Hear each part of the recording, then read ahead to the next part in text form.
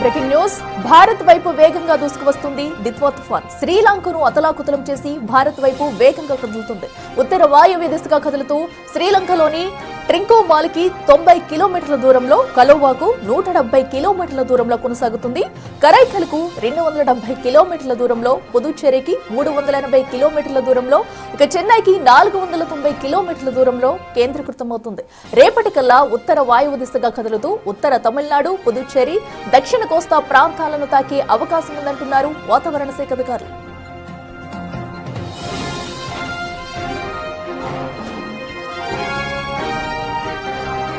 తుఫాను ప్రభావంతో దక్షిణ కోస్తా, రాయలసీమలోని పలు జిల్లాలకు వాతావరణ శాఖ భారీ వర్ష సూచన హెచ్చరికలు జారీ చేసింది. నేటి నుండి ఉత్తర కోస్తా తీరంలో గంటకు 60 నుంచి 80 కిలోమీటర్ల వేగంతో ఈదురుగాలులు వీయనున్నాయి. ఇదిగో మత్స్యకారులు వేటకు వెళ్లొద్దనే హెచ్చరికలు జారీ చేశారు. రానున్న 5 రోజులు ఉత్తర, దక్షిణ కోస్తా జిల్లాలు, రాయలసీమలోని పలు జిల్లాల్లో విస్తారంగా వర్షాలు కురిసే అవకాశం ఉందని వాతావరణ శాఖ తెలిపింది.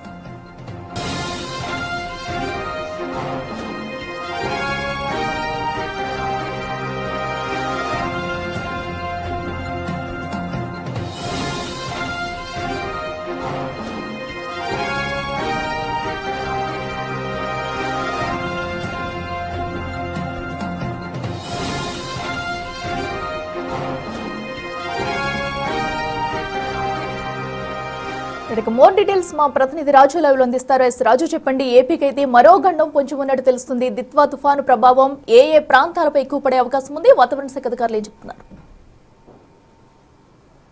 దిత్వా తుఫాను ఇప్పటికే శ్రీలంకను అతలాకుతలం చేసింది. ఇప్పుడు భారత్ వైపు దీని పయనం కొనసాగుతుంది. ఆంధ్రప్రదేశ్తో పాటుగా కర్ణాటక, తమిళనాడు, కేరళ రాష్ట్రాలకు, అదేవిధంగా పాండిచ్చేరి, ఈ రాష్ట్రాలకు సంబంధించి భారీ వర్షాలు కురిసే అవకాశం ఉందని వాతావరణ శాఖ అధికారులు అయితే హెచ్చరికలు జారీ చేస్తున్నటువంటిది అయితే ఉంది. ముఖ్యంగా ఆంధ్రప్రదేశ్లో అటు దక్షిణ కోస్తా, రాయలసీమ జిల్లాల్లో భారీగా వర్షాలు కురిసే అవకాశం ఉంది. రేపు ఎల్లుండ భారీ వర్షాలు కురుస్తాయి. రానున్నటువంటి 5 రోజులు కూడా వర్షాలు కురిసే అవకాశం ఉందని వాతావరణ శాఖ అధికారులు అయితే హెచ్చరికలు జారీ చేస్తున్నటువంటి పరిస్థితి అయితే ఉంది.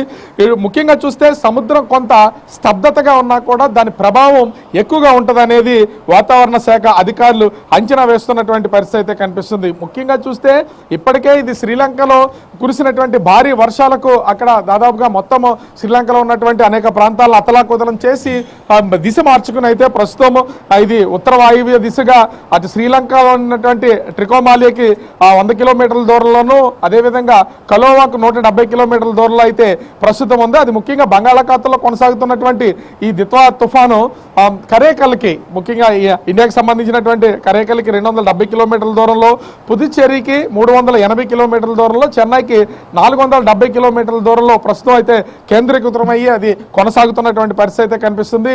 ఇంచుమించుగా శనాదివారాల్లో, అంటే శనివారం సాయంత్రం కానీ ఆదివారం తెల్లవారుజామున కానీ ఇది ఈ తీరం దాటే అవకాశం ఉందని వాతావరణ శాఖ అధికారులు అయితే అంచనా వేస్తున్నారు. ముఖ్యంగా ఉత్తర తమిళనాడు, పుదుచ్చేరి, అదేవిధంగా దక్షిణ ఆంధ్రప్రదేశ్కి సంబంధించినటువంటి ప్రాంతాల్లో దీని ప్రభావం ఎక్కువగా ఉండే అవకాశం ఉందని వాతావరణ శాఖ అధికారులు అయితే తెలియజేస్తున్నటువంటి పరిస్థితి అయితే కనిపిస్తుంది. ముఖ్యంగా చూస్తే దక్షిణ కోస్తా జిల్లాలు, అదేవిధంగా రాయలసీమ జిల్లాలకు సంబంధించి భారీ వర్షాలు కురిసే అవకాశం ఉందని వాతావరణ శాఖ అధికారులు అయితే హెచ్చరికలు జారీ చేస్తున్నారు. ముఖ్యంగా నెల్లూరు, చిత్తూరు, అన్నమయ్య, తిరుపతి, సత్యసాయి, అనంతపురం, కడప, ప్రకాశం, బాపట్ల జిల్లాల్లో భారీ వర్షాలు కురిసే అవకాశం ఉందని అంచనా వేస్తున్నటువంటి పరిస్థితి అయితే ఉంది. ఇంచుమించుగా 20 సెంటీమీటర్లకు పైనే వర్షం కురిసే అవకాశాలు ఉన్నాయని వాతావరణ శాఖ అధికారులు హెచ్చరికలు జారీ చేస్తున్నటువంటి నేపథ్యంలో రాష్ట్ర ప్రభుత్వం కూడా ఇప్పటికే అప్రమత్తమైనటువంటి పరిస్థితి అయితే ఉంది. దీని మీద, ఈ తుఫాను మీద ఇప్పటికే మంత్రులను కూడా నియమించడం, ఆయా జిల్లాలకు సంబంధించినటువంటి ఇన్ఛార్జి మంత్రులు కూడా దీన్ని పర్యవేక్షించాలని ఆదేశాలు జారీ చేసినటువంటి పరిస్థితి అయితే ఉంది.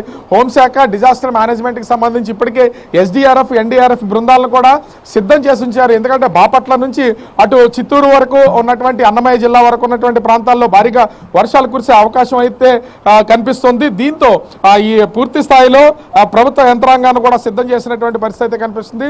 రానున్నటువంటి 5 రోజులు కూడా ఉత్తర, దక్షిణ కోస్తా జిల్లాలకు సంబంధించి రాయలసీమలో ఉన్నటువంటి జిల్లాల్లో కూడా భారీ వర్షాలు కురవడంతో పాటుగా అటు ఉత్తర కోస్తా, దక్షిణ కోస్తా, రాయలసీమ ప్రాంతాలకు, సముద్ర తీర ప్రాంతాల్లో కూడా 60 నుంచి 80 కిలోమీటర్ల వేగంతో ఈదురుగాలు వీచే అవకాశం అవకాశం ఉందని వాతావరణ శాఖ అధికారులు అయితే ఇప్పటికే హెచ్చరికలు జారీ చేశారు. దీంతో పాటుగా ముందస్తుగా గడిచినటువంటి వారం రోజుల నుంచే కూడా మత్స్యకారులు ఎవ్వరూ వేటకు వెళ్లొద్దని హెచ్చరికలు జారీ చేసినటువంటి నేపథ్యంలో ఇప్పటికే మత్స్యకారులందరూ కూడా తమ బోట్లతో ఆ జట్టీలకే పరిమితం అయిపోయినటువంటి పరిస్థితి ఉంది. ఇప్పుడు ప్రధానమైనటువంటి సమస్య సముద్రంలో వేటకెళ్ళినటువంటి మత్స్యకారులందరినీ కూడా సముద్ర తీరాలకు రావాలని హెచ్చరికలు జారీ చేశారు 3-4 రోజుల నుంచి. ఎందుకంటే ముందుగానే సెన్యార్ తుఫాన్ ఉన్నటువంటి పరిస్థితి అయితే ఉందా. సెన్యార్ తుఫాన్ ప్రభావం లేకపోయినా కూడా ముందుగానే మొత్తం సెన్యార్ తుఫాన్ ప్రభావంతో అందరూ మత్స్యకారులందరూ కూడా ఒడ్డుకు చేరుకున్నారు. కానీ దాని తర్వాత వచ్చినటువంటి ఈ దిత్వా తుఫాన్కి మొత్తం జట్టీలకే బోట్లన్నీ పరిమితమైన బట్టి మత్స్యకారులకు ఏ విధమైనటువంటి ప్రమాదం లేదు. కానీ ఆంధ్రప్రదేశ్ ఉత్తర కోస్తా దక్షిణ కోస్తా అదేవిధంగా రాయలసీమ ప్రాంతాలకు సంబంధించినటువంటి ప్యాడీ రైతులు మాత్రం ఇప్పుడు తీవ్రంగా నష్టపోయే అవకాశం అయితే కనిపిస్తుంది. ముఖ్యంగా మోంతా తుఫాను ప్రభావంతో అప్పుడప్పుడే అంటే పంట తయారవుతున్నటువంటి పంటలన్నీ కూడా చాలా వరకు నేల కొరికి నీట మునిగినటువంటి పరిస్థితి అయితే ఉంది. ఇప్పుడు దిత్వా తుఫాన్ సమయానికి చాలా చోట్ల వరి హార్వెస్టింగ్ అయితే జరుగుతుంది. పంటను కోతలు కోస్తున్నారు, మళ్ళల్లోనే పనులతో ఉన్నవి. చాలా వరకు ధాన్యం అటు పొలాల్లో ఉన్నాయి, రోడ్ల మీద కూడా ఆరబోస్తున్నటువంటి పరిస్థితి అయితే ఉంది.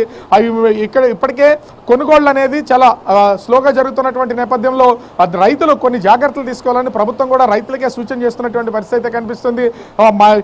కోతలకు పోయినటువంటి పంట పొలాల్లో నీళ్లు నిలవకుండా ఉండేలాగా ఎక్కడికక్కడ గాళ్లు కొట్టుకుని ఉంచాలి. మొత్తం వర్షం కురిసే నీరంతా కూడా దిగువ ప్రాంతాలకు వెళ్ళిపోయేలాగా ఏర్పాట్లు చేసుకోవాలని రైతులకైతే సూచిస్తున్నటువంటి పరిస్థితి అయితే ఉంది. ధాన్యాన్ని కూడా వన్నీ చేసుకోవాలి. ఎందుకంటే ధాన్యం ఇప్పటికే తడిస్తే అది కొనుగోలు చేయడానికి కానీ ధర కానీ రాదు. కాబట్టి ధాన్యాన్ని కూడా ఎక్కడికక్కడ జాగ్రత్త చేసుకోవాలని వాతావరణ శాఖ అధికారులు రాష్ట్ర ప్రభుత్వం హెచ్చరికలు జారీ చేస్తున్నటువంటి పరిస్థితి కనిపిస్తుంది. దీంతో రాష్ట్ర ప్రభుత్వం ఆ జిల్లాలకు ఇన్ఛార్జి మంత్రులతో పాటుగా ఆ ప్రభుత్వ యంత్రాంగాన్ని కూడా సిద్ధం చేసింది. ఒకవేళ భారీ వర్షాలు కురిస్తే లోతట్టు ప్రాంత ప్రజల్ని సురక్షిత ప్రాంతాలకు తరలించడంతో పాటుగా డిజాస్టర్ మేనేజ్మెంట్కి సంబంధించిన ఎస్డీఆర్ఎఫ్ ఎన్డీఆర్ఎఫ్ టీమ్స్ను కూడా సిద్ధంగా ఉంచినటువంటి పరిస్థితి అయితే ఉంది. కానీ భిన్నమైనటువంటి వాతావరణం ఇప్పుడు ఆంధ్రప్రదేశ్ సముద్ర తీర ప్రాంతాల్లో కనిపిస్తుంది. ముఖ్యంగా చూస్తే అటు శ్రీకాకుళం నుంచి ఇంచుమించుగా తూర్పుగోదావరి జిల్లా వరకు తీవ్రమైనటువంటి ఎండ ఉంది. కానీ ఎండతో కూడినటువంటి చలిగాలులు అయితే వేస్తున్నటువంటిది ప్రస్తుతం ఒక రకమైనటువంటి వాతావరణం. తూర్పుగోదావరి నుంచి అటు దాదాపుగా నెల్లూరు సముద్ర తీర ప్రాంతం అంతా కూడా వర్షాలు కురిసే అవకాశం అయితే కనిపిస్తుంది. బాపట్ల అదేవిధంగా ప్రకాశం, నెల్లూరు ఇవన్నీ కూడా సముద్ర తీర ప్రాంతాలకు సంబంధించినటువంటి జిల్లాలు కావడంతో ఆంధ్రప్రదేశ్కి కొంత ప్రభావం ఉండే అవకాశం అయితే కనిపిస్తుంది. అదేవిధంగా తమిళనాడు, పుదుచ్చేరి ఈ ప్రాంతాల్లో కూడా భారీ వర్షాలు కురిసే అవకాశం ఉన్నటువంటి నేపథ్యంలో కేంద్ర ప్రభుత్వం కూడా అప్రమత్తమైనటువంటి పరిస్థితి కనిపిస్తుంది. ఓవరాల్గా చూస్తే ఈ దిత్వా తుఫాను సంబంధించి ఆంధ్రప్రదేశ్లో భారీ వర్షాలు కురిసే అవకాశం ఉన్నటువంటి నేపథ్యంలో కొంత జాగ్రత్తగా ఉండాలని అటు రాష్ట్ర ప్రభుత్వం వాతావరణ కేంద్రాలు సూచిస్తున్నటువంటి పరిస్థితి కనిపిస్తుంది. Akhila. Right Raju, thank you.